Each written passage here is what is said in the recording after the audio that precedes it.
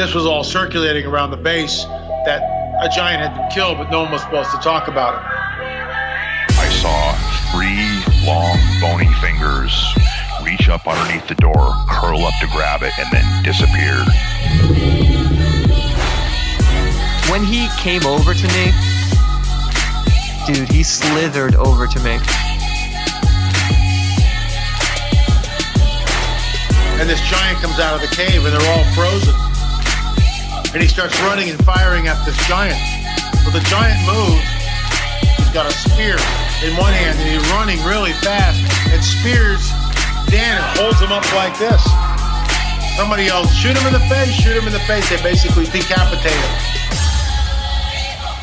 Got closer. When he got about 15 yards away from me, I raised that 12 gauge and I blowed his head off. I feel something pulling at my leg, and I look over and there are 2 small gray entities pulling at me. And they're literally, I'm getting pulled off the bed. I reached my hand into this bush and I touched air. Couldn't breathe and I couldn't move because I know I'm seeing a monster. Everybody, you're listening to The Confessionals. I am your host, Tony Merkel. Thank you for being here. If you've had an encounter or a story you'd like to share with me on the show, go ahead and shoot me an email. My email address is theconfessionalspodcast@gmail.com. That's theconfessionalspodcast@gmail.com. Or go to the website, theconfessionalspodcast.com, hit the contact section, and you can reach me that way as well. Either way works for me. Just get a hold of me. And if you want some extra episodes every week, go to theconfessionalspodcast.com and become a member, because every Thursday we drop a new episode for members only. So if that interests you, go to the website, theconfessionalspodcast.com, hit the join button, and become a member today. Now, this week we have a really cool show coming up for you, but before we get into that, I want to welcome all the new listeners that are tuning in to this show this month. You see, The Confessionals has taken out a billboard on 422 just outside of Philadelphia off the Oaks exit. And I know we had a lot of people tuning in from seeing that billboard. We got messages already. So thank you very much for tuning in. I really hope you enjoy this show and come back every week, every Tuesday, for a new episode. And anybody who has not seen the billboard yet, you can go to any social media platform, but I recommend going to Instagram. Follow us at The Confessionals Podcast, and you can see the billboard that we have up on 422. But thank you, everybody, for tuning in that has seen the billboard. I really do appreciate it, and hopefully you enjoy what you're about to hear. Now, this week we have Chris coming on, and Chris is going to share some very paranormal type experiences that he's had. Now, he's from Pennsylvania, Uniontown to be exact. Now, when he was 19 years old, decided that he wanted to man up and be his own guy and move out of the house. So he gets an apartment, and when he moves into this apartment, some things went down. I'm talking about knives flying through the air. A lot of crap happened, and he talks about it all on this week's show. It's very chilling, so definitely stay tuned for that. And before we get to his encounter story, though, we're going to play a trailer for this coming week's member episode on Thursday. Let's go.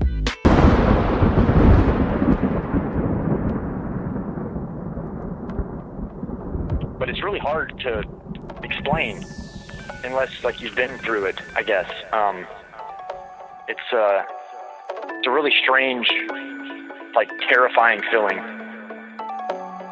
Yeah, I can imagine it's terrifying. You did have your own pretty crazy experience with sleep paralysis, and from what it sounded like an out-of-body experience. You want to talk about that? Yeah, sure.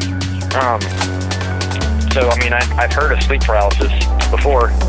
Never had it my whole life up until, I don't know, maybe a year and a half ago. And I was laying in bed. My wife was asleep. And I was asleep. And it's really hard to explain. So I wake up, my eyes are open. I'm awake in my bedroom. I can't move. But I hear a voice come from the foot of the bed, and it says, "Don't worry, son, everything's gonna be all right."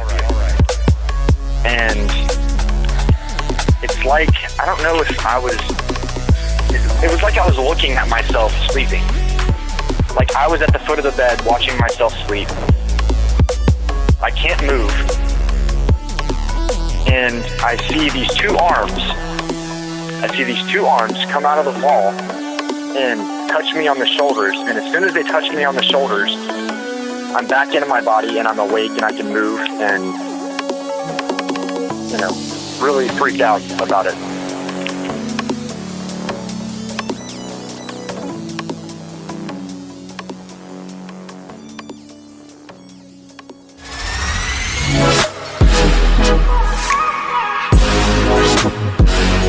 All right, today we got Chris coming on. Chris, how you doing, man?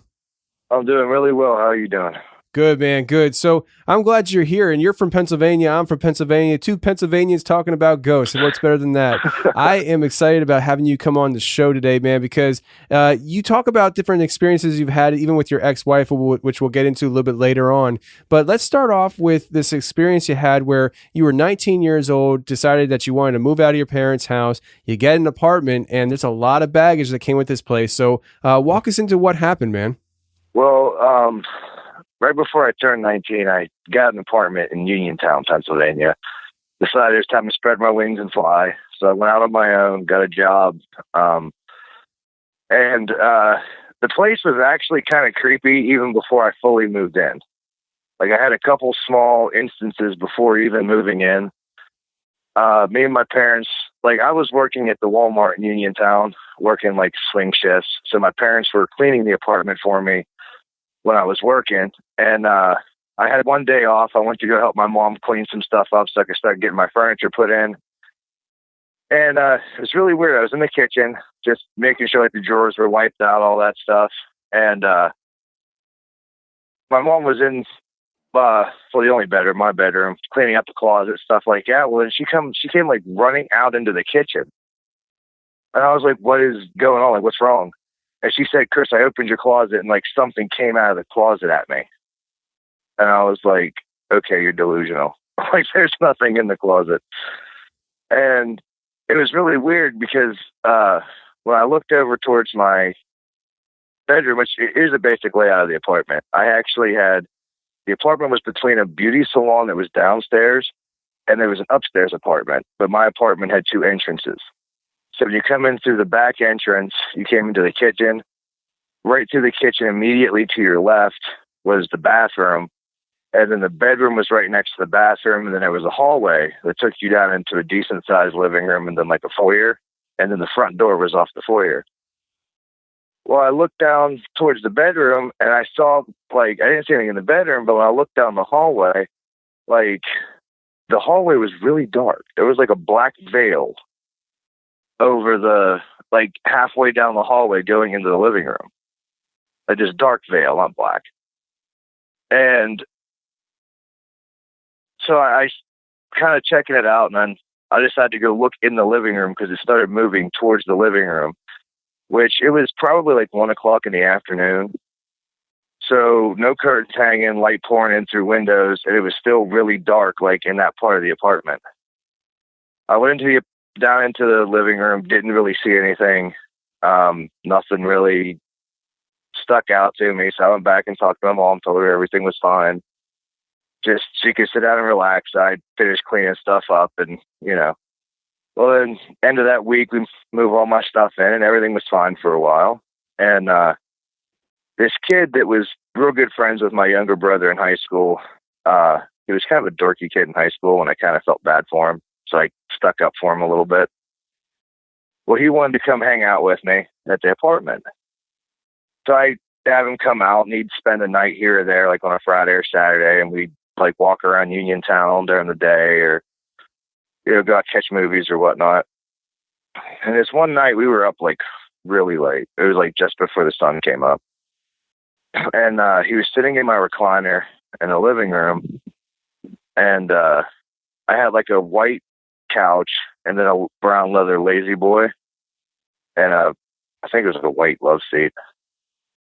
But I was getting ready to go to bed, and I told him, man, whatever he had to do, I was going to bed.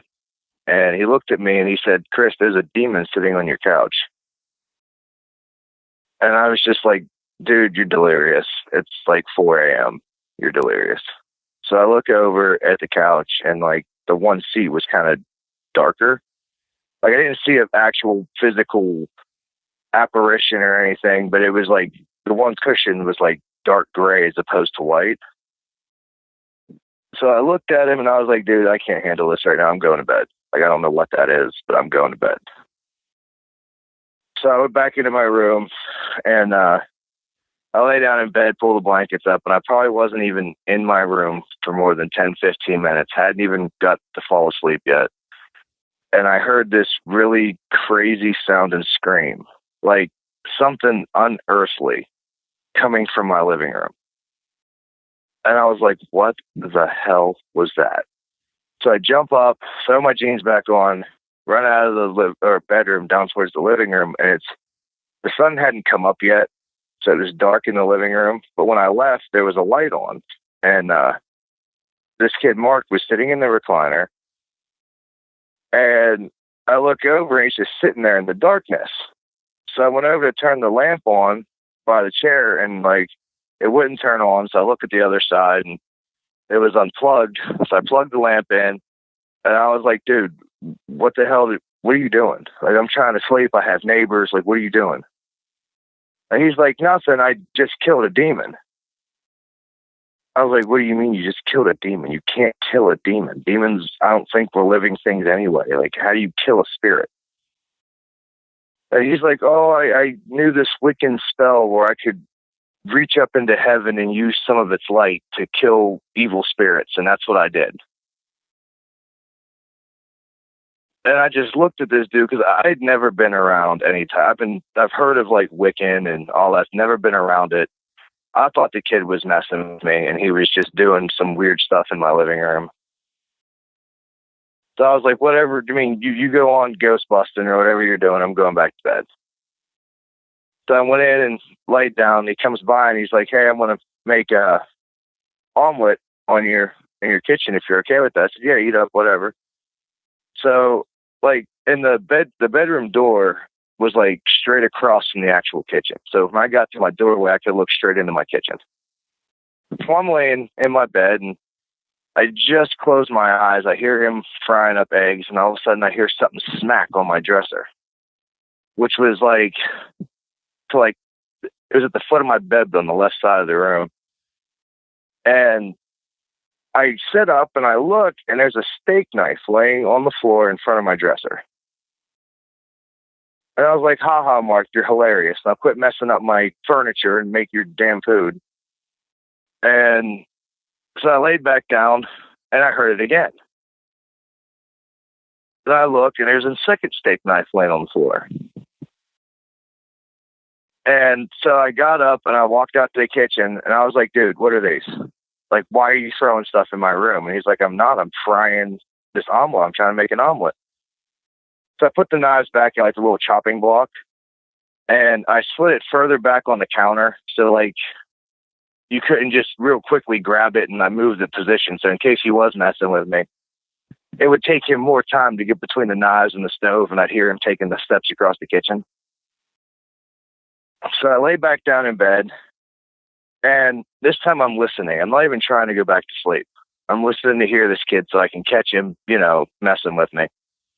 And I hear him flipping the omelet, and then I hear something smack my dresser as he's flipping the omelet. I look down, and there's another knife on the floor in front of my dresser. So I was like, okay, I'm done. I'm wide awake. Obviously, sleep isn't in the cards for me right now. I don't know what's going on. So I get up, put the knife back in the chopping block, and he looks at me and he's like, you're not sleeping? I'm like, dude, but I don't know if it's you. I don't know what's going on, but something doesn't want me to go to sleep, so I'm not sleeping. So he offered to let me have the omelet he just made, and he was going to make one for himself. So he puts it on the plate, puts the plate on the table, and it was like on the corner, but not hanging over the edge of the table. I sat down, and before I could grab the plate to slide it to me, nobody was touching it. The plate slid off the table and shattered on the floor. And he looked at me, and I looked at him, and he's like, what just happened? And I'm like, you know what, dude? We're not eating breakfast here either. I'm getting fully dressed, and we're leaving. We'll get food somewhere. I don't know what just happened. So we leave the which I had a couple little spirits that were in my apartment that never bothered me. There was like the spirit of like a little girl that was there, and like her stepdad, which I knew that because I talked to a medium after everything went happened with my mom. But some, like, they've never messed with anything. Like, I've never had anybody like throw a plate off my table or anything like that. And so we leave. We go out, and he comes back. We had somebody pick me up in town, and I went home. And the place was pretty quiet that evening. I mean, nothing real crazy going on. But when I went to bed that night, I started hearing, like, after like you like strum your finger, like if you're like tapping your fingers on furniture, like going from like your pinky to your index finger, like running them over furniture. Well, I was laying there in bed, and I heard that, like, going down my bookcase, up my dresser, and then there was the gap, like my closet door was next to my dresser, and then there was like nothing there until you got to the corner, and then there was a nightstand there. And then right behind my bed, like, my apartment had like the radiators in them with the big tin boxes surrounding them. So then the strumming went to like the nightstand and then onto that metal box behind my bed. And I like freaked out and sat up. And I was like, what is going on here? So looking around, there's nobody in my apartment. It's pitch black. And so I turned my lamp on, and I'm like looking around. There's nothing going on. So I go to check the doors. Doors are locked. Went back in, passed out. So for like a week, I'd hear like little stuff here and there. Well, then this kid Mark comes back over the next weekend. And, I'm talking to him about like what happened the previous week. And we're trying to figure out what's going on. And we started walking down my hallway, and I was brought up in a Christian home. My parents both went to church. I went to church. Well, then I didn't go to church as much as I used to, but I was still going like around holidays and here and there on Sundays when I wasn't working. So I had like a cross hanging on my hallway wall that was made out of pewter. And he was walking in front of me heading towards the living room. And Tony, it was the craziest thing I've ever seen. The cross literally spun in a circle on the wall and flew off and almost hit him in the back of the head. It flew over his shoulder, hit my living room floor, and broke into 3 pieces.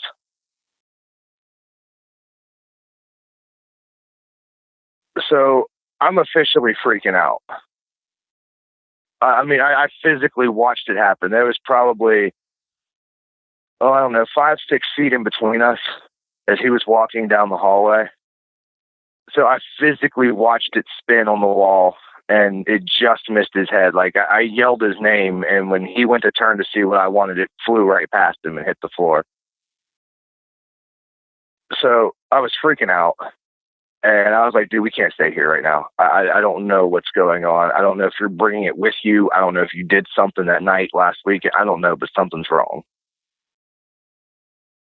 So I went to go, I changed my shirt so we could take off. We were just trying to catch a movie, get something to eat in town, and just to stay away from the apartment. And I go back in my bedroom, and he's sitting on my couch. And then all of a sudden I hear all this ruckus while I'm trying to change my shirt. Like stuff slamming off the floor. I heard a door slam shut. And then I hear like knocking and banging. And I'm like, what the hell is going on? So I take off out of my bedroom, like shirt half over my torso. I run down the hallway, and Mark's not on the couch anymore. But there were 2 big cardboard boxes that were in that closet that had like comforters in them and blankets and towels and stuff. They were like extra ones that I wasn't using at the time. Had been thrown like all the way across my living room. So it was about 12 feet across my living room into the foyer. And they were thrown into the doorway of the foyer. Both of them. And then I hear knocking on the inside of the closet door. So I open the closet door, and there's Mark standing there looking at me. Like freaking out. I'm like, dude, what are you doing in the closet? Like, what's going on? He said, I was sitting on the edge of the couch, where you told me to, like, where you saw me, I was sitting right there, and all of a sudden I heard like the doorknob turn and the door opened, and I felt like the boxes flew out. I felt something grab me, and it like ripped me into the closet. He said, I tried turning the doorknob to get out. The door, it was like it was locked. And I said, kid, there's no lock on this door. Like it's just a basic interior doorknob. There's no lock. And he's like, Chris, I'm telling you, it was like it was locked. I couldn't get out. I started knocking on the door, trying to get your attention to come get me out of the closet. So I was like, all right, we're out of here. We're done. Like, so after we went out around town, I had his ride come get him. And I started assuming that I didn't know if whenever he did his little spell or whatever he thought he was doing, I don't know if he accidentally woke something up that may have been there. If he opened a doorway to something, I don't know. So I had him stay home for a while. I was like, dude, until I figure out what's going on here, you know, obviously it's mad at you. I can't have you come in here, just in case. And so I started making phone calls, and there was, I don't know if you've heard of Nemacolin Castle. It's in Brownsville, PA. No, I don't think I have. Okay, it's this little castle that they, if I'm not mistaken, I think it was part of like the Underground Railroad all those years ago. But it's a little haunted castle, and they'll do like Halloween tours. So they tell you the haunted stuff. They do Christmas tours too, I guess, where you can go through and it's all lit up with Christmas lights and all these things. And there was an older gentleman that was like, he was a medium that worked there. And somebody had gotten me in touch with him, and he's the person I contacted when I first moved in, and my mom got scared to see if there was anything at the house. And he never came over. I don't know what he did. He did whatever he was doing, and he told me about people that were in my house and so on. And so I called him up again. It was explaining to him what was going on, and he put me in touch with his daughter, who had more knowledge in like the occult. I don't know if she had been Wiccan at one time or if she was at that time or whatever. So I call her and I'm explaining what this boy told me he did in my living room. And she was like, there is no spell in Wiccan that allows you to kill a demon. She's like, you can't kill a demon. And I was like, so what did he do? And she was, I don't know. She's like, whatever he did, if he's not actually practicing under somebody that's teaching him things and he's just doing things on his own, whatever he did it wrong. And he opened up something in your apartment, and you need to like bless your apartment, you know, do what you got to do to get all of it out. So after talking to her, I called my parents up because, like I said, I was in church with them all my life. And I called them, told them what was going on, and was like, listen, I need help. Like, and I explained the whole situation to them. I was like, I don't know if, you know, I don't know if I can do this by myself. I don't know how it's going to react when I start like anointing the apartment. I just don't know. So my parents came over, my brother came over, and we took anointing oil and went through and like blessed all the doorways, the like walls, windowsills, everything. Well, while we were trying to bless things, me and my mom were in the kitchen, and my brother and my dad were in my living room. Well, while we were in the kitchen, I heard something I heard like my dad's voice call for me. And my mom heard it too. And I looked at her and she was like, well, go see what he wants. I'll be fine. So I walk into the living room and I'm like, hey, Dad, what'd you need? He's like, I didn't call for you. I was like, yes, you did. Me and Mom both heard you call for me. So he looks at my brother and my brother was like, Chris, he didn't call for you. And then I heard my mom yell out in the kitchen. So I take off out to the kitchen and she's like frozen, like so scared that she was almost like petrified standing by the sink. And I look where she's looking, and there is this black, like midnight black silhouette of a person standing in the doorway of my bedroom. Like, and when we all came to the kitchen, because my dad and brother followed me. When we got to the kitchen, I don't know if it was coming out to the kitchen towards her or if it just stopped there, but that's where it stopped. And it was like, it didn't progress any further. And so I took my mom outside on my back porch, to get her out of the house, because apparently whatever it was, it isolated her to do something to her. So I took my mother out of the house, had her sit on the back porch and wait. I went back in the apartment, and I'm like, all right, I'm done. Like, you know, you want to throw stuff at me, that's fine. Just, you're not messing with my mom, my dad. Like, no. So I grabbed my Bible, and I grabbed some anointing oil, and I went to go to my bedroom, and it wasn't in the doorway anymore. So I go into my bedroom, and it sounded like something was in my closet. Like, if you close the door all the way and you're pushing against it, you know how you hear like the door pressed against the door frames, the door jambs? That's what it sounded like was happening in my closet. Like somebody was in there just pushing on the door. So I open my closet and I go to bless the inside of my closet, and I don't know, I just felt something like, it felt like something like grabbed my arm. And when it did, it like my arm went like, it's hard to explain. It's almost like it went kind of numb, like my forearm where it touched me. So I hurried up, I put the oil on the door, closed the bedroom door, and I had my mom stay outside while we finished anointing the rest of the apartment. And then I went out and checked on her, and she was doing a lot better as long as she was outside. So they went home. I thanked them for helping me out, but the blessing didn't get rid of anything. Like we said prayers, we were going through the Bible, the anointing oil, but it just made it angry. And different things would start happening. Like, there was a mirror on the back of my dresser that was just as long as my dresser was. And when you go into so it was facing my bedroom door, like I said before. So as soon as you walked in the bedroom, you'd see this mirror. Well, when you walked in and looked in the mirror, the reflection of you was like a distorted reflection of you. It was definitely you looking back, but like maybe the reflection would be smiling when you weren't smiling. Like not like a big Cheshire cat grin, but like a little smirk almost. Or like something was always different. It wasn't quite right.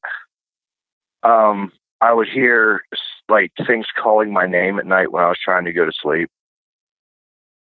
The drumming of the fingers continued every night. A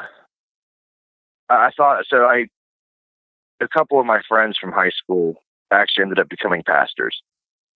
But they weren't quite there yet, but they were going to church, and these are like my best friends in high school. And so I reached out to the one, and I was like, listen, you know, one day this week, I need you to come over. And I explained everything to him. So on Sunday, he had me go to church with him. So I went to church with him, and then we went to the apartment right afterwards.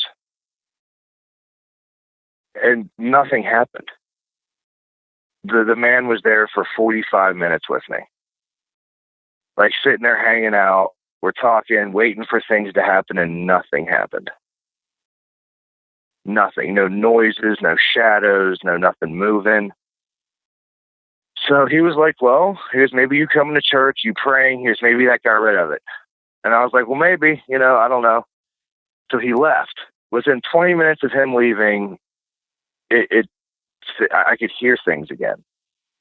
Things calling my name. Like I would go into the kitchen, I hear something calling me from the living room, or if I was in the bathroom, something was calling me from like the kitchen.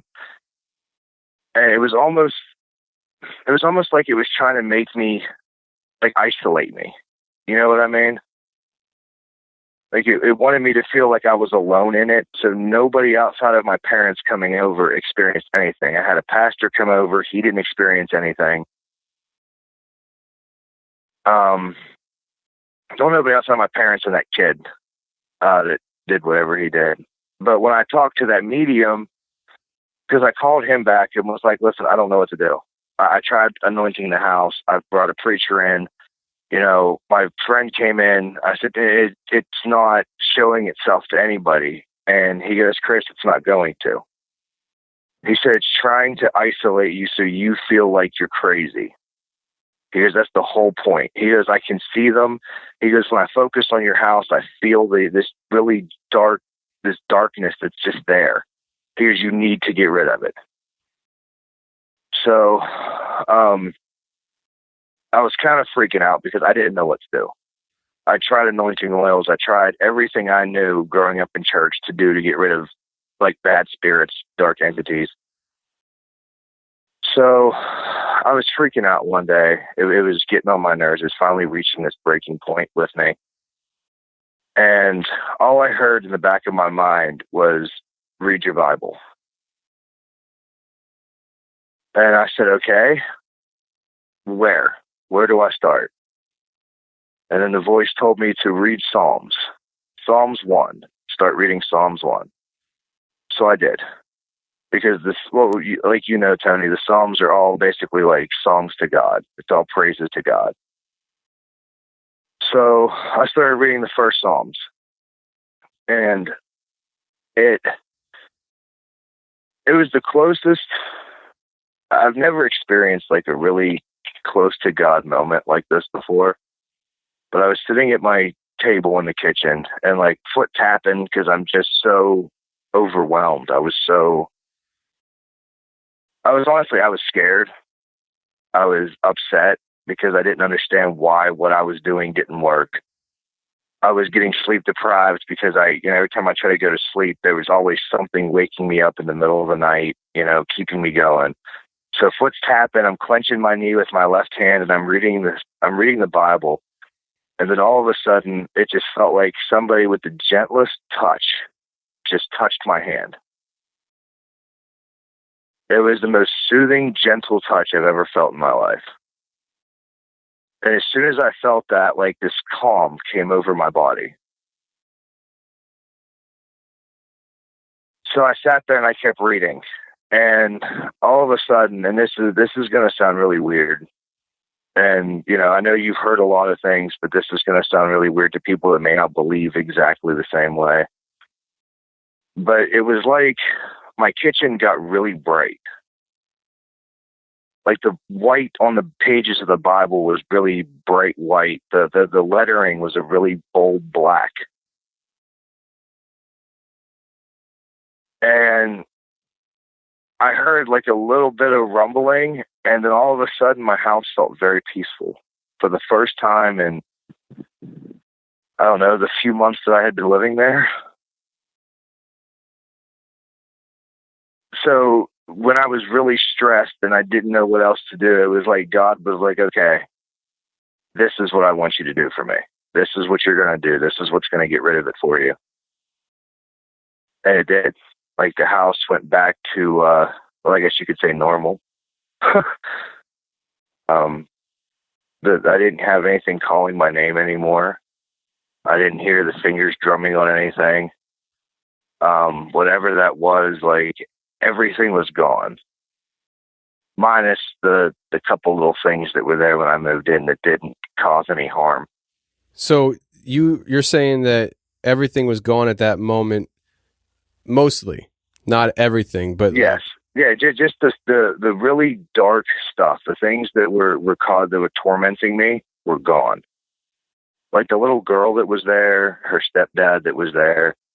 Like a couple days after that happened, I saw the little girl again, but nothing ever came after that. Like there was no doors slamming, things flying at me, nothing trying to torment me. All the actual dark entities were gone. It's interesting. Why do you think that not everything was gone, but just the very negative stuff that you were experiencing? I honestly don't know. I don't know if the other ones weren't gone because they weren't evil. Like, I don't believe that every ghost is evil. I mean, I believe you have residual hauntings. There are some people that just for some reason linger. They don't want anything. They don't do anything. They just linger.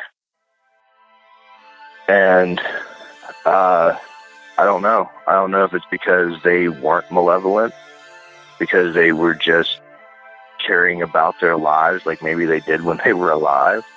I don't know. I think I was just so happy that the other stuff was gone that I never thought much about that part.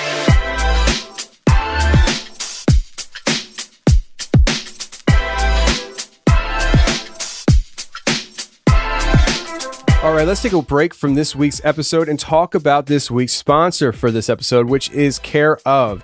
Care Of is a wellness brand that makes it easy to get the right vitamins, supplements, protein powders for your specific needs. Whether you're looking for glowing skin, more energy, better sleep, or something to support your health and fitness routine, Care Of helps you build and stick with a plan that's right for you.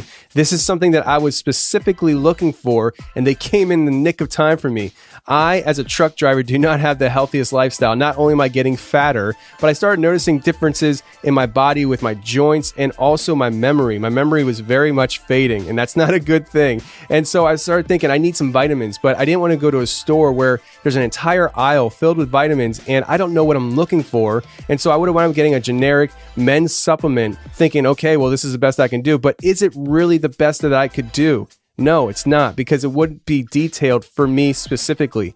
Care Of has you go on their website and take an online quiz, which is only like 5 minutes long, literally only 5 minutes. It's fun, it's easy, and it details a specific vitamin routine for you. And at the end of the quiz, they give you some really great recommendations and details of the research that goes into those ingredients that they are giving you in these vitamins. Some of the vitamins that they told me that I needed was fish oil, vitamin D, B complex. All those things are great for my body, and they gave me some more recommendations and stuff, but it was really cool to see that I needed all these different things specifically for me, and I was able to order it and have it shipped right to my house. You don't have to go pick it up anywhere. It comes right to your house, and the packaging is really cool because it actually tells you your name right on the... So if you don't remember your name because your memory is fading and you're like, I don't even know who I am, it will tell you. So you wake up in the morning, oh, that's right, I'm Tony. You take the vitamins and you roll throughout the day. It's really a great way to stay healthy on a very tight schedule. And I know a lot of people are running around with kids. I'm running around with the job and the podcasting. I don't have time to, I literally do not have time to go to a store and take the time out of my day and figure out what vitamins I need. Obviously, that's kind of low on my daily chores list, but they make it so easy. And so Care Of is something that is going to be awesome for anybody who's looking to have a healthier lifestyle, but really making it more convenient for themselves. And some really cool things about Care Of is that they do have a vegan and vegetarian supplement option. So those who are really cautious, I'm not, I eat anything that I see, but some people are really cautious about what they put in their body. And so Care Of takes care of you. So vegans, vegetarians, they can actually cater to your needs as well. I really do recommend this company, and I really strongly suggest anybody who's looking to get in a healthier lifestyle with some vitamins that they take advantage of this offer. And what's the offer, you say?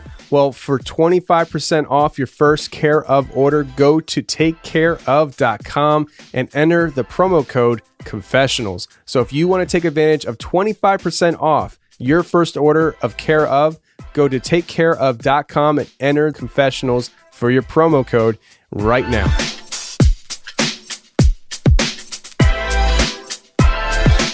I wanted to ask you, way back when you first started sharing the story about the knives in your room, how do you think they were getting there? I mean, like, your friend was in the kitchen where they were at, and they're just ending up in your room. Do you think they were some kind of like put there through a different dimension, or do you think they were actually physically floating through the air?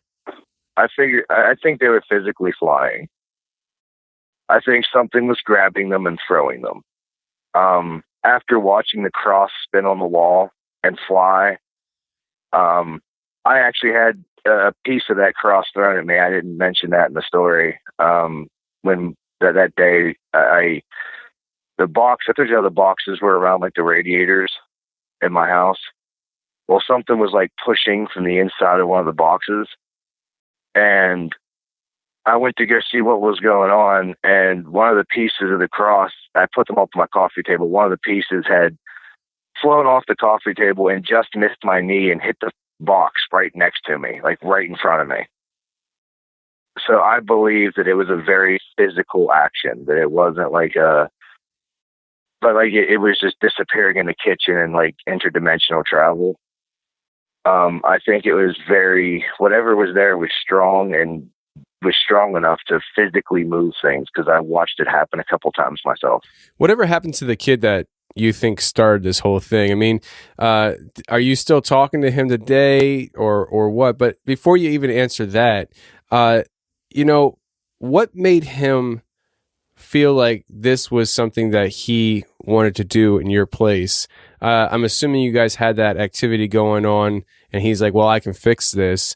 Was it just being naive? I think it was, and it was actually even before there was really any activity. He was the only one that saw anything. Because, like I said, the girl and her stepfather, the only thing with the stepfather, I couldn't sit in my recliner. Like after a certain point at night, I would just kind of feel like somebody was bugging me to get out of the chair. Almost like he wanted to sit in the recliner, like an old man just relaxing after a long day, sitting in a leather lazy boy. You know what I mean? Nothing ever bothered me, but I think he saw whatever he saw and was like, oh, I can fix this for him, which obviously he did not. Yeah, obviously. So I'm assuming you've come to the conclusion, and it's what it sounds like is whatever he did made things exponentially worse. Oh, most definitely.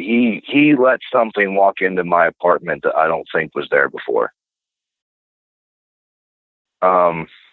I don't know if I believe like using Ouija boards. If you use a Ouija board, it opens a doorway.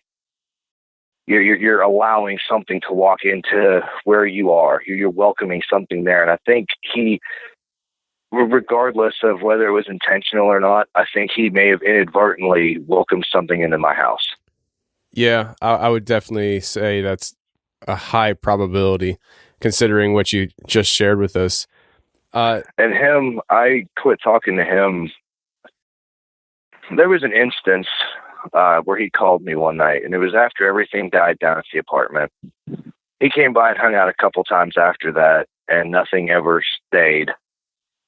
But this whole experience with my apartment, I don't know, I became really sensitive to things after this.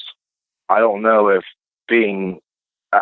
I was sensitive to them before and it just dormant. I don't know I don't know, but I became really sensitive to spirits and things after this entire ordeal at my apartment. And this one time he came over and we were hanging out, and when he went to leave, it was later. It was 10, 11 o'clock, so it was dark outside. And I walked outside with him, walking him down to his mom's boyfriend's car. And when he turned around to say something to me, his face looked different in the darkness. His eyes were kind of blackened out a little bit. It was weird. Whatever. I think the boy carried something with him, almost like a possession type deal. There was something that was with him. And after that night when he left, I never let him. Every time he wanted to come hang out, I was busy. I was like, I don't want a recap of what happened. And then he called me one night, and he was scared. He said there were things in his house that were scaring him, and he wanted to talk. So I told him I talked to him over the phone, and he sounded genuinely terrified of whatever it was. He was by himself. His mom and her boyfriend went out. And he was genuinely terrified. And at some point, I gave this kid one of my Bibles because I used to have a little stash of them. And we were talking about religion one time, and I gave him one of my Bibles. So I asked him if he had that Bible handy that I gave him, and he said yes. So I decided, because Psalms worked in taking care of the things in my apartment, I decided that would be a good place to maybe start with easing him. It might comfort him the way I was comforted. So I started reading verses over the phone to him. I told him just to follow along or read out loud with me, either one. But we were going through, as I'm reading these verses, I think it was the last episode, your last new episode, where you had the recordings of the demonic possessed people on like the radio shows. Yeah. Well, kind of like that first recording, that weird voice that chick had in that first recording, I heard something come through the phone, and it was, as I was reading verses, it was twisting them and making them very sadistic. And I asked him, I was like, what was that? And apparently he didn't hear it. He said, I don't know what you're talking about. I'm like, somebody just said something. Like, is there another phone? Like, is somebody sitting next to you? Is there? Cause I think he called me on his house phone. I said, oh, a phone that is somebody messing with me? And he was like, no. He's like, there's nobody here. I'm by myself. So I kept reading. As I started going through verses, the voice came through the phone again.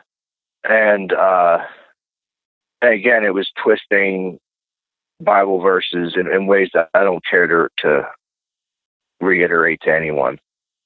But with the voice came that feeling of fear, like there was in my apartment. Until finally, I told him, I said, you need to make this stop. Whatever it is, you need to make it stop. You need to make it go away. And he said, Chris, I can't. I said, go see a priest, preacher, do what you need to get rid of whatever this is. And I think that was probably one of the last times I spoke to him. He never called me after that. We just kind of lost touch with each other.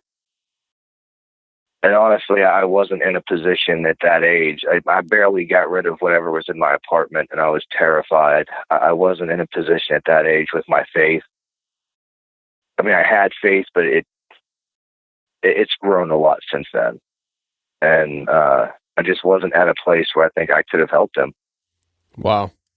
So the voices that you were hearing coming through the phone that you were talking to him on, was it during him talking that you heard this other voice, or was it while you were talking? He really didn't read along a whole lot. He was just, as I was like when we first started reading, like he was like reading along with me. And then after that, I noticed he had grown quiet, and I was just reading the verses. I could hear him breathing into the phone. So I knew he was still there. Cause it was back, this was 14 years ago. So this is before like Android and stuff, when you had those big, heavy Nokias. So it didn't even tell you if anybody hung up. You were start talking to yourself usually after somebody like lost service. I hear him breathing into his phone. And so as I'm reading these verses to him, and then I would hear this voice that was very similar to the first recording in your show from Tuesday. Which honestly, when I heard it, it actually raised every hair on my body and sent chills down my spine.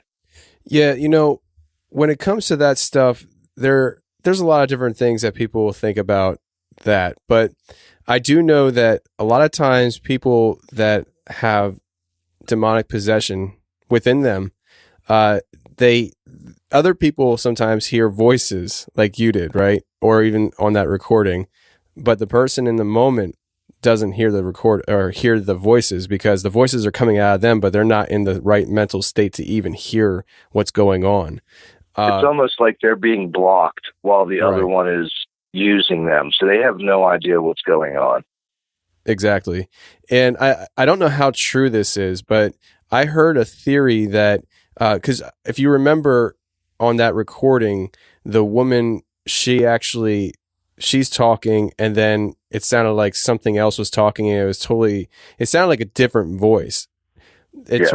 I heard that human beings have two vocal cords, and they either they only use one of the two, or they can only use one at a time of the two. I heard a similar theory. It was a while ago that people have like you said, a dual set. And that only certain people end up using both sets or whatever at the same time. So, or something like that. Most people only use one set, and then I guess during these situations or whatever, those sets can be used or whatever. I don't know. I heard it a long time ago. Yeah. Yeah. And that's what I had heard too. And it's interesting because maybe, possibly, people that have demonic possession within them and that happens, maybe that the demonic entity is using that other vocal cord to communicate. I don't know. I mean, what do you think about that? Do you think that's a possibility? I would say it is. It could be possible, considering the voice that I heard, and even the ones in your recording sounded absolutely nothing like the other person, like the person that was being spoken to. The voice was and it was honestly, it was really close to the one in that recording, the one that I heard. And, but it is possible. I mean, I went through a similar situation with my ex-wife when we were together. And, at one point when she would talk, it wasn't her talking, like it wasn't her voice. So I believe that could be very possible. Yeah. I mean, I think it could be possible, but I mean, what do I know? I just drive a truck for a living and talk to people about their ghost stories. So, Listen, I lift heavy stuff and crank on a pipe wrench all day. I mean, I don't know nothing either. I'm a grunt. Yeah, man. I do find that interesting though. And those voices coming out and stuff, it's just, I don't know. I think it's possible. I think it's possible. I just don't know, the right, I don't know, terminology to use maybe as far as all that goes, but it's to me, I think it's definitely possible. I think when I heard the theory, it was somebody trying to argue against demonic possession. And they were trying to say that if a person was talented enough, they might be able to figure out how to either use the other set or both at the same time to make those noises. And I think that's how I heard it. It was somebody arguing against the idea of demonic presences and demonic possession. Yeah. And I honestly, is it possible for somebody to gain enough control over their body to use both? Yes, through training, through years of practice. But for somebody to, all out of the blue start speaking differently in like a growly, like raspy-ish type voice, because I don't think you can accidentally figure out how to do it and then do it perfectly. Right. I think I'll play the audio real quick for people to listen in case they don't know what audio interview we're talking about. This was episode 103, and we played probably about, I think it was about 20 minutes worth of audio of callers. This one girl calls into a show. Let me paint the picture for people, because I didn't do a good job on that episode of telling people what I knew about the call. What happened is, this girl calls into a radio show that's hosted by a guy named Bob Larson, and she's demonically possessed. And she's actually, and she doesn't say this during the phone call, but Bob actually met up with her after the first phone call, and he talked with her, and she was actually part of a satanic cult where she was being raised to be a satanic sacrifice on Halloween. This is what she had told Bob when they met up. And you hear during the first phone call, she actually was concerned about being hurt when he prays for her. He asked her if she could pray for him, and she said, "Is it going to hurt? Do I have to cut myself?" And so it was a very emotional thing. He meets up with her, and then a few nights later, the mother calls into the station to tell him to leave the family alone. And the mother pretty much admitted to planning on killing herself as well as her daughter during this sacrifice. So check this out. 1-800-821-TALK is the on-the-air number, and I tell you, we've got some very tense situations here right now. Now, Rebecca, I want you to just listen to me for a minute, okay? Yes. Okay? Yes. Now, we want to help you. And the people who gave you this number knew that we would be able to help you. Now, we can help you in a number of ways. You can help me?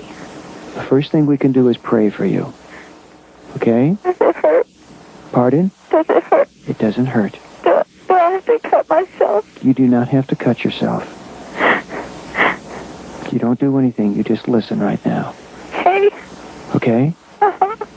In the name of our Father in heaven and His Son, the Lord Jesus Christ, we just pray right now for the peace and comfort of God to come upon Rebecca. I pray that her mind may be opened, and I pray that the power of the Holy Spirit may come upon her. We bind all the powers of darkness. We bind all the work of the enemy. And we make every evil spirit subject to the Lord Jesus Christ. And all the work of the Satanists in her life, we command that it come to an end in the name of the Lord Jesus.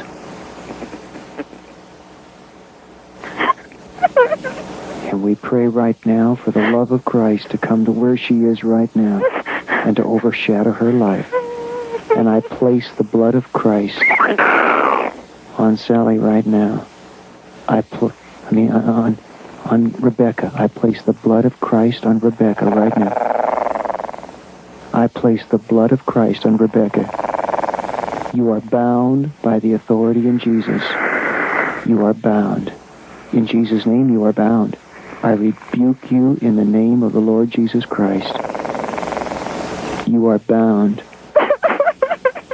And Rebecca is being loosed. Rebecca is being loosed by the power of Jesus Christ. Don't worry, Rebecca.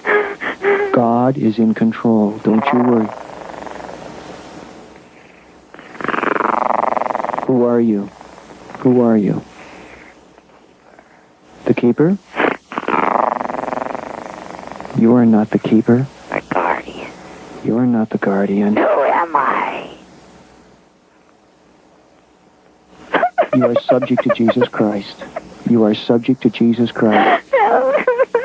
Keeper and guardian, I bind you in Jesus' name. Keeper and guardian, I bind you in the name of Jesus. Keeper and guardian,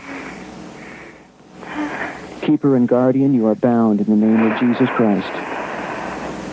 Keeper, you who call yourself keeper, is Jesus Christ Lord? You cannot have this girl. Do you hear me? You cannot have her. She is not yours. To whom does she belong? Right now, she belongs to my master, Lucifer. She will not continue to belong to him. We'll do everything we can to terminate her. You can't. You can't terminate her. I'm so confused. Rebecca? What? Now you just relax for a minute, okay? Now you stations down the line. I'm going to suspend my closing. I'm going to suspend the last couple of commercial breaks, and I'm going to stay right with her. Now, Rebecca? Yes? You just relax for a minute. Yes? You who call yourself the keeper, speak to me. In the name of Christ, you speak to me. What is it? You let her go. You will let her go. Why should I let her go? She belongs to me. Not forever. I was sent here to protect her, to guide her, and to lead her. Jesus Christ came here to die for her. She has not yet made that choice. She will make that choice, and you know very well it's a miracle that she called today. It's a miracle she called today, isn't it? Isn't it? Isn't it? Someone out there was praying for her. Well, that's your problem. Now you listen to me.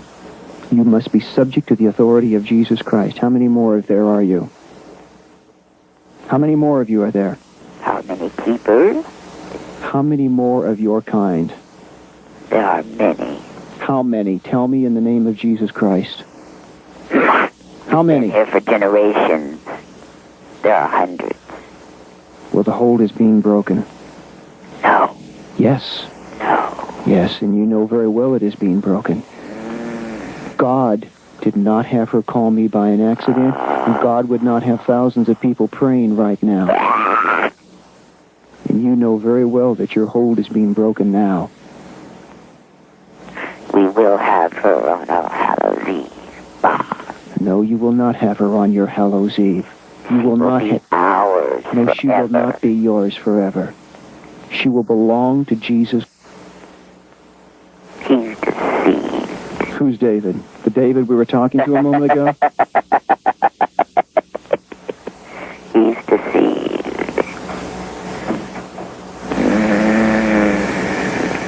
Keeper? Yes. Is Satan defeated? Yes. Did Jesus Christ rise from the dead? Yes. Then you are defeated too. And your hour has come to an end. I have a right to be here. What is the right? She has not accepted your God. Keeper, by the authority in Jesus' name, I bind you to hold your tongue silent right now. Yes. I bind you to submerge and hold your tongue silent. Rebecca? Rebecca? What? I want you to... Do you want love in your life? I'm scared of it. Do you want it? Yes. Do you want God? I don't know who he is. Do you want him? Do you want him if he is love? If it's true. Then say, I, Rebecca. Keeper, stay out of the way, in Jesus' name. Rebecca? Rebecca, Keeper, get out of the way. I command you to stay out of the way. Rebecca? Yes. Say, I, Rebecca. I, Rebecca. Want love. Want love. I want God. Stay out of the way, Keeper. Stay out of the way. I want love. I want out. I want out. Say, I put my trust I put my trust in God. in God. In God. Stay out of the way, Keeper. God. And Jesus Christ. Say, and Jesus. Say, Jesus. Keeper, stay out of the way. Stay out of the way, Keeper. Jesus Christ. Christ. Keeper, you are bound. You stay right there, and I'm going to come back to you in a minute. I have to go away. I just ask all of you to be very, very much in prayer. Support this ministry. Stand by us. And support us in prayer now.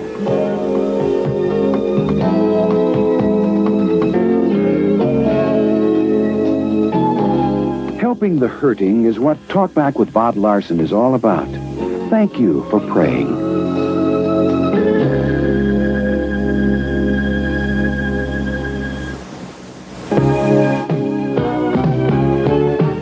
Now, let me tell you what's going on right now. At this moment, Rebecca's mother is sitting in the car in a trance.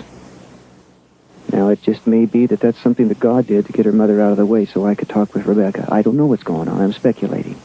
Rebecca is not at the phone right now. Rebecca is going to come back to the phone at any minute. In the meantime, I want every, and I may have to interrupt this, but I want every demon in hell to listen. I don't want to hear any more that you have to say. Do you hear me? Catherine? Please leave us alone. No, I will not leave you alone, Catherine. Under no circumstances will I leave you alone, not when you are going to murder your daughter.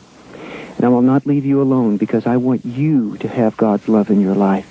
I want you to know the promise and the You hope. listen to me. It's too late for me. It is not too late. It is too late. That's a lie. That's a lie of Baphomet. That's a lie of Too Lucifer. late. It is not. If it's too late, why am I talking to you now? I have no idea. If I it's can't get rid of you. You can't get rid of me. You aren't going to get rid of me because I won't let you go, because God won't let you go. How would I know about Ouroboros and Marduk Listen. and Floretta? No right. How would I know? Speak those names.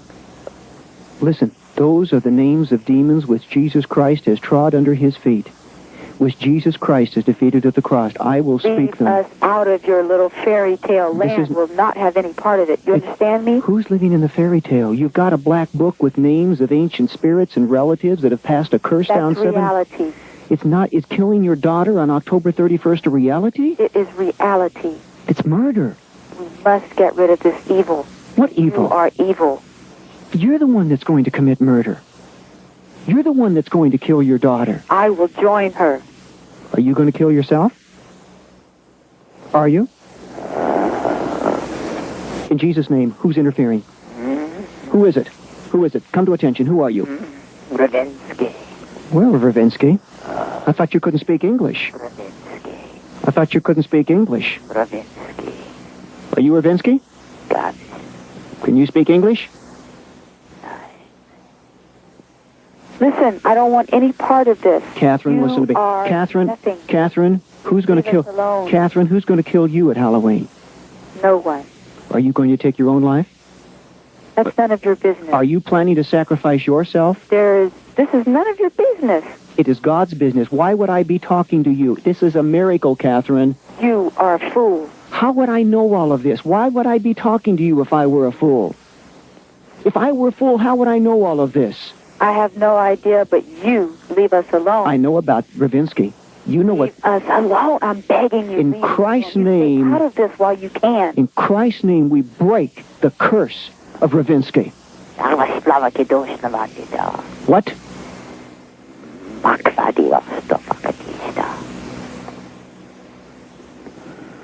Ravinsky? Can you speak English? Are you there, Ravinsky? Ravinsky,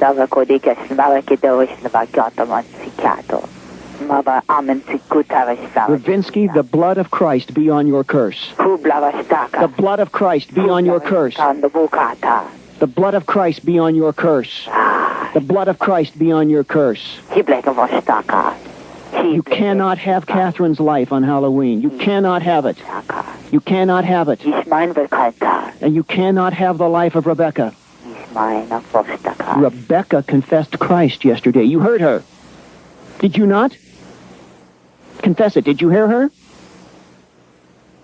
Answer me, Ravinsky.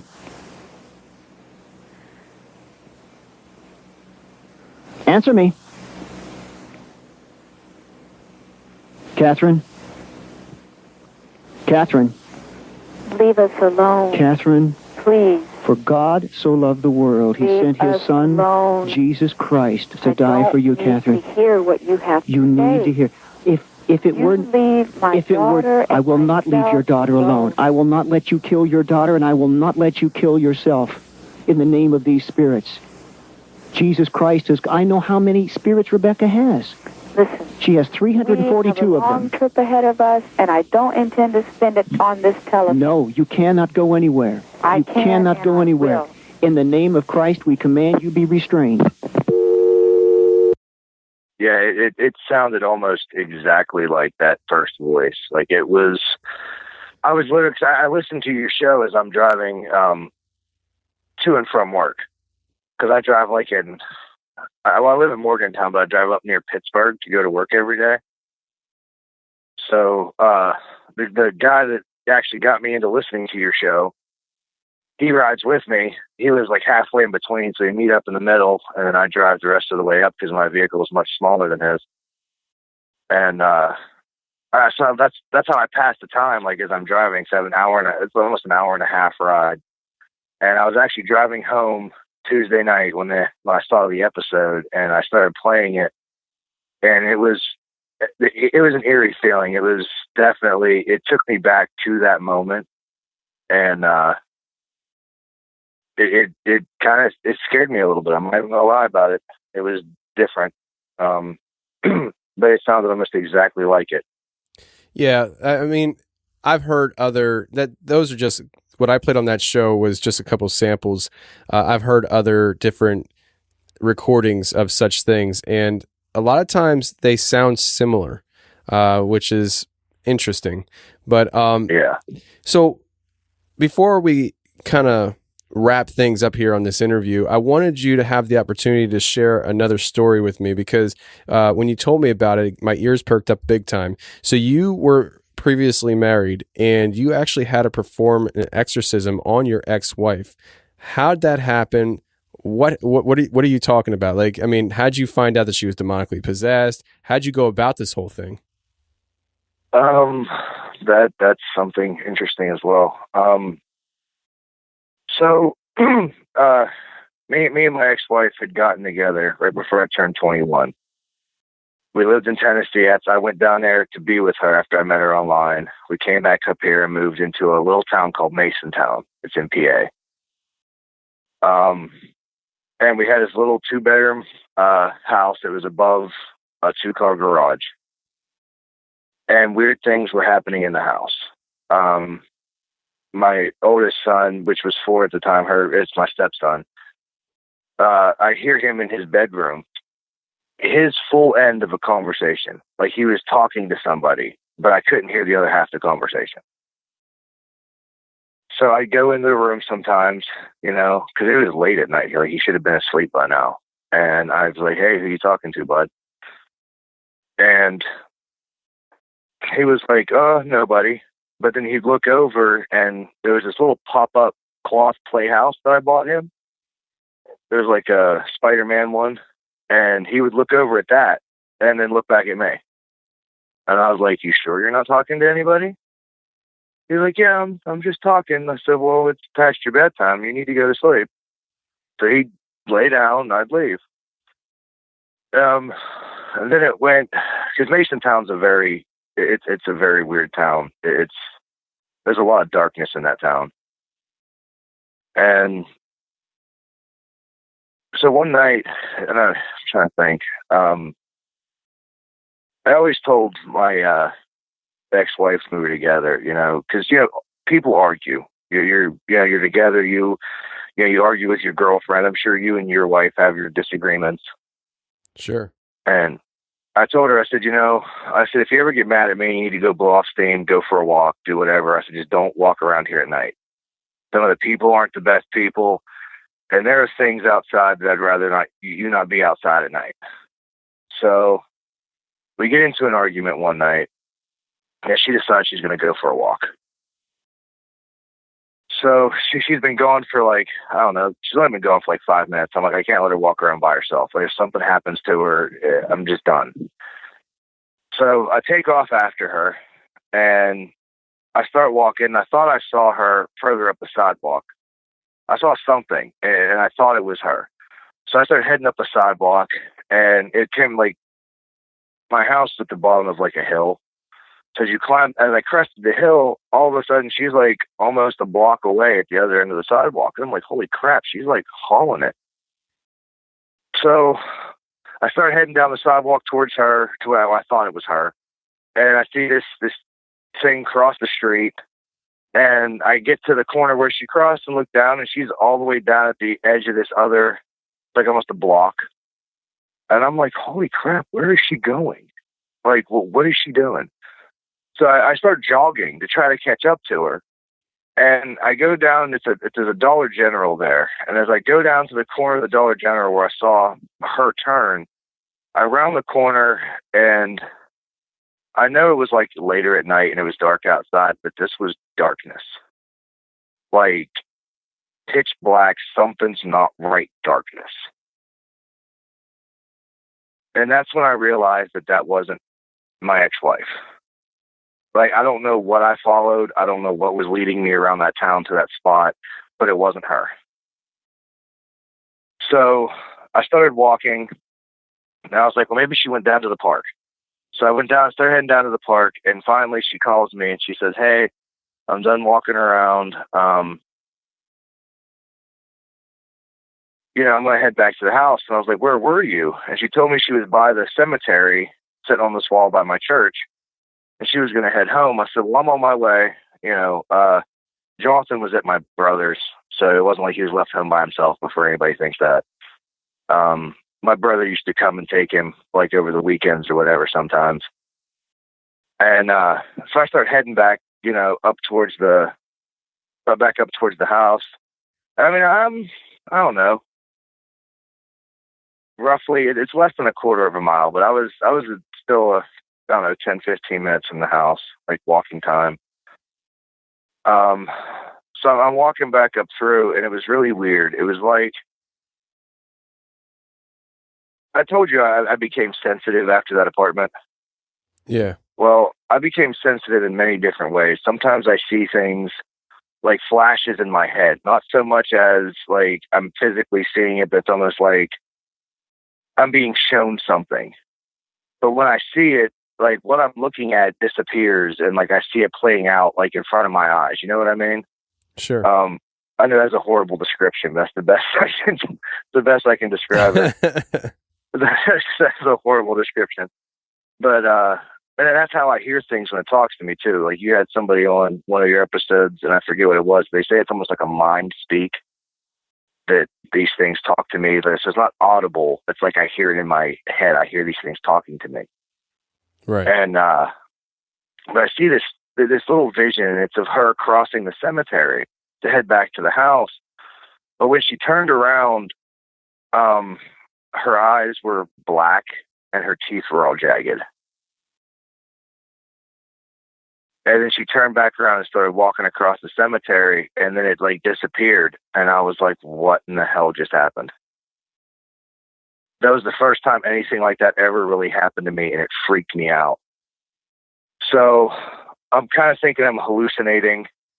There's something different's going on. I don't know what's going on.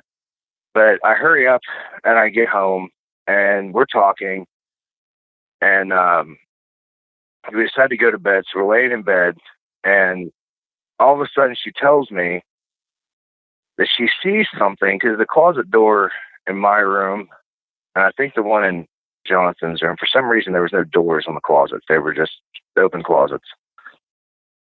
And she said she saw something peering out from the closet. And I was like, okay. So I had already had other interesting things between my apartment and this moment. I had become pretty accustomed to kicking things out of places where they weren't supposed to be. So I went and grabbed my Bible, the same one I used in my apartment, and I grabbed this thing of, I didn't have any anointing oil, so I grabbed a little thing of like olive oil. I prayed over the olive oil to bless it to make it like anointing oil. And I went into my bedroom, and and as soon as I walked in, the air became different. It was like something was pissed because I just walked in with a Bible. So I walked over and I anointed the top and the two sides of the closet door frame. And I prayed that whatever was there, that, if anything was in this closet, anything was, whatever she saw, if it was wishing either of us harm, they would be removed from the house in Jesus' name. And the air seemed to lighten up a little bit. I put the Bible down on my nightstand, and I laid back down next to my wife. And as I'm laying there, I'm closing my eyes. I'm getting ready to go to sleep. And she tapped my arm and she goes, "Chris, something is telling me to hurt you." And I said, "Excuse me?" She's like, "I hear something. It's telling me to hurt you. It's telling me it wants me to hurt you right now." So, all I knew to do was start praying. I was like, well, whatever this is, it must have just be, I don't know how it's reaching her. I don't feel anything in the room. So I started praying, and she told me that I started saying the Lord's Prayer, and she said that the Lord's Prayer was giving her a migraine. That when I started praying, it was giving her a headache. So I had a little bit of that oil left that I prayed over and anointed, or I asked God to bless so I could anoint. And I put some on her arm, and she said that it felt hot. And I'm telling you, there's no way this oil was hot. It was like fresh out of an olive oil bottle that was like room temperature that I had put into a little... Actually, I just put some on like a little end of a paper towel so that I could like anoint the door frame. Like there was no way that it was hot. She said it felt like really hot, like to the point of almost burning her. And then she started like pulling away from me while she was like laying in bed. And I went to touch her again, and she jumped up out of the bed and she took off out to the living room. And I was like, I was going to a Pentecostal church at the time. And I was waiting for this preacher to tell me that I was crazy. But I didn't know what else to do. I mean, I've, dealt with dark spirits in houses. If something followed me in my car, I've anointed a car. I've never physically dealt with something being in someone. I didn't know how to do it. I didn't know what to do. So I called my pastor, and it's, 11 o'clock at night, 11:30, 12, something like that. It's late. And I apologized for calling him, and I had to explain the situation, and I'm waiting for him to tell me that I'm insane. And he's like, "Chris, I'm over an hour away from you. I need you to remove that demon from your wife. He said, if you can't do it, I will be there. I'll drive. He goes, that needs to happen now before it sinks its claws in too deep. He goes, so you need to get whatever you can use for anointing oil, get your Bible. He goes, me and my wife are going to be up praying for you until you call me back and tell me that it's done. He goes, we're going to be in constant prayer until this phone rings and it's you. He said, but I need you to go out there and rebuke it. Tell it that it's, he goes, don't talk to it. If it tries to speak to you, don't listen. Command it to shut up. He goes, anything that it says is going to be a lie. Do not listen to it. He goes, at some point it may try to hurt her. It may act like it's going to hurt her, but it can't. It's not. He goes, if you rebuke it and tell it that it has no power, it can't. He goes, it's going to try to act like it wants to hurt her so that you stop. If it gets you to stop, you've missed that opportunity, because once you get it going, you have to keep going. He goes, so I told him I'll do my best. And he goes, if you need me, I will drive out tonight. Just call me if you can't do it. And I'll drive out tonight and I'll help you deal with this. So I go out to the living room and she was sitting on the couch, and I walked up to her, and there was a bunch of mixed emotions. I mean, it's not, I'm terrified, because what if I can't do this? I'm terrified. What if it does hurt her? And it's my wife. Like, I don't want to be the cause of anything that hurts her. I don't want to, and she looked like she was scared sitting on the couch. And I came up and I had my Bible and my oil, and I did as the preacher told me to. I drew a cross on her forehead in the oil, because I actually had to go out to the kitchen and get more. I ended up just grabbing like the bottle of olive oil and asking God to bless the bottle of olive oil.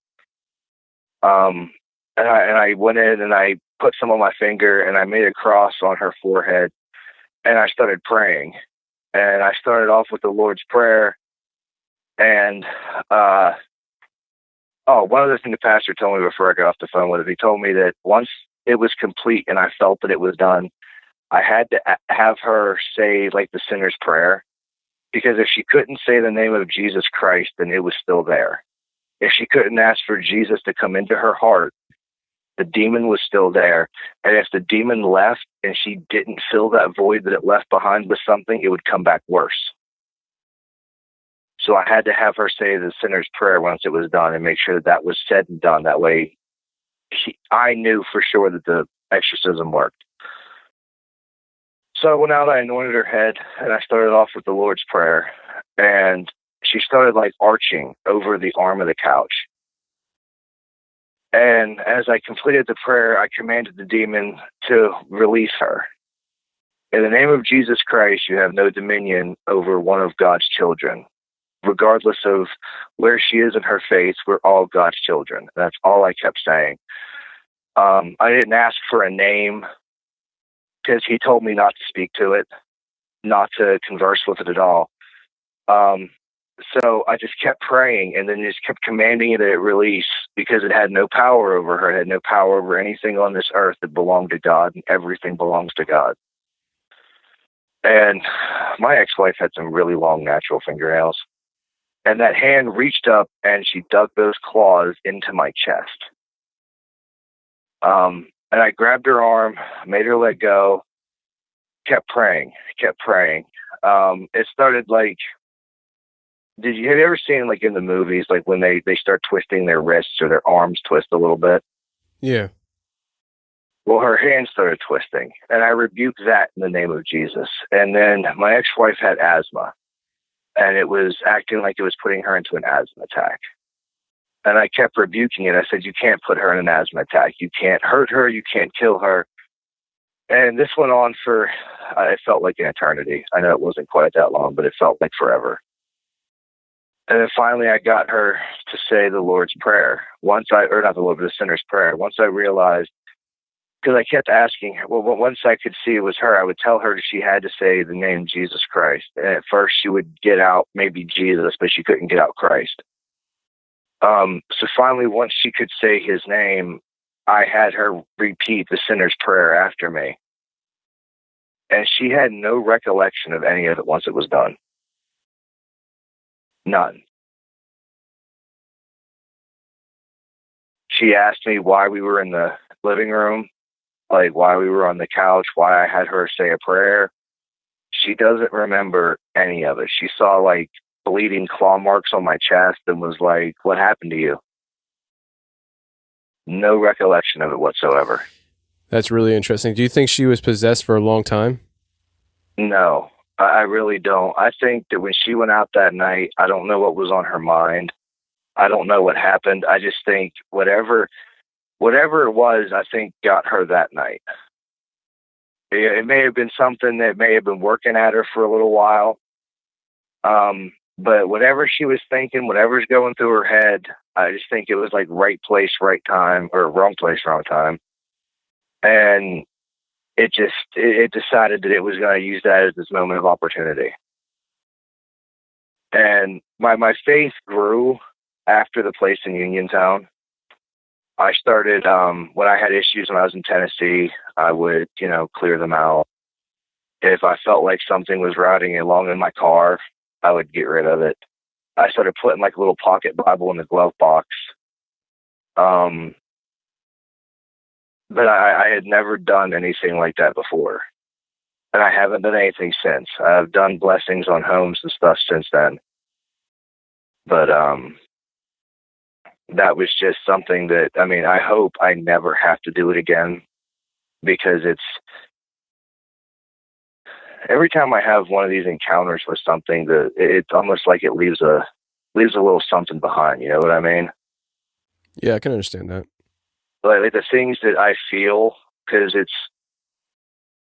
but when these dark beings show up, I can feel their aggression. I feel whatever they're feeling at the moment. And it's like, you can't unfeel that. Like the thing with her, I'm never going to be able to forget doing an exorcism on my ex-wife. I'm never going to forget the things that happened in that apartment, the things that I went through. It leaves an impression that you just don't ever get away from. No matter how hard you try to forget, they're just there. But yeah, that was me doing an exorcism on my ex-wife. It was scary. I was terrified of any possible outcome outside of what actually happened. Because I've seen it in the movies. You're watching horror movies, and Hollywood way over dramatizes it most of the time, unless that kind of stuff actually does happen. I don't know. I've only had experience with one. But that's what I was afraid of, was like the Hollywood version of an exorcism. And it definitely left for a lack of better terms, it left a scar. Yeah. Now with exorcisms, not all of them obviously are the same.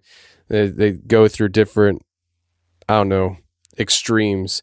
I've seen exorcisms where the person is needing to be held down by many people. They're growling, they're yelling, they're speaking in another language, like a weird language. It's like things like that. It's like really like crazy, But then I've seen exorcisms that are much more calm and not as extreme. So I wonder if it has to do with like how long that spirit has the person that they're embodying.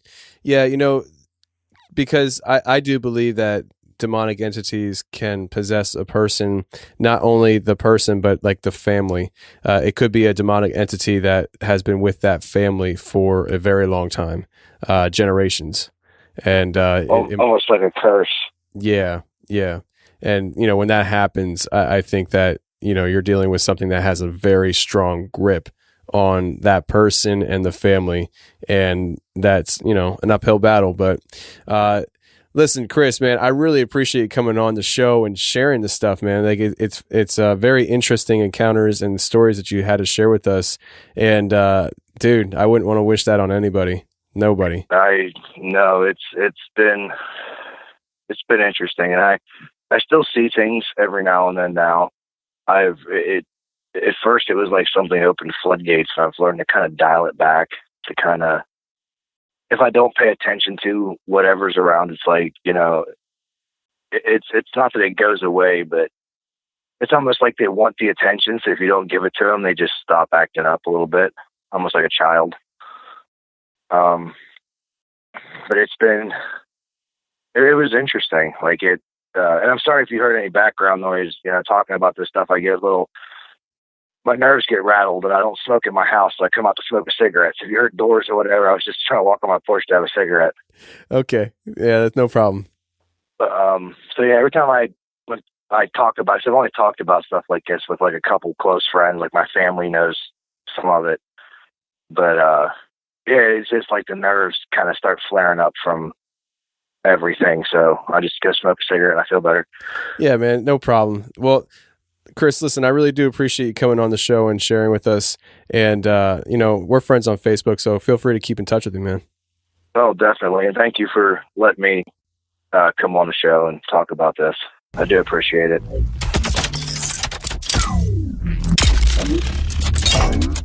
Well, that's the show, everybody. I really hope you enjoyed it. And if you did enjoy it, please go ahead and share the show with your friends. Hey, thanks for watching The Confessionals on YouTube. If you like what you heard, hit the subscribe button, hit the share button, and hit the like button. That would be a great help to me. And if you want more of The Confessionals on a weekly basis, every Thursday I come out with a special show just for members on my website. So if you want to check that out, go to theconfessionalspodcast.com, hit the join button, and become a member today. And every Thursday, you'll get a new show, and you can binge on previous shows, which there's almost 100 of them. So if you love the show, go ahead and check it out. But thank you very much for being here on YouTube and checking out the channel.